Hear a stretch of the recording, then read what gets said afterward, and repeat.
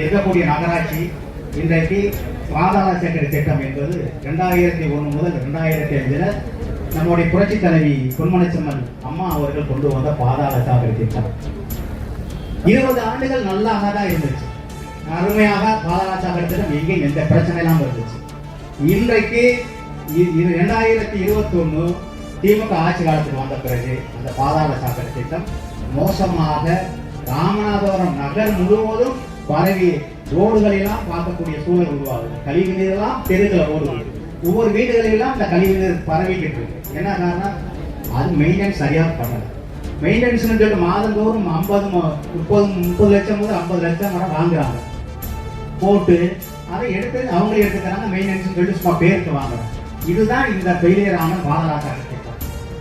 எங்கே போனாலும் குடிநீர் பாதாள சாக்கடை கலக்குது. இந்த பாதாள சாக்கடத்தை கண்ட்ரோல் பண்றதுக்கு இங்க இருக்கக்கூடிய நகர்மன்ற தலைவர் அது சரியாக இல்லை. ஏன்னு கேட்டீங்கன்னா இங்க இருக்கக்கூடிய நகர்மன்ற தலைவர் அவர் கட்டுக்கோப்பை இல்லை. என்ன காரணம்? அவர் தலைமை சட்டமன்ற உறுப்பினர் என்ன சொல்றாரோ அதைத்தான் இங்கே நகர்மன்ற தலைவர் கேட்கிறார்.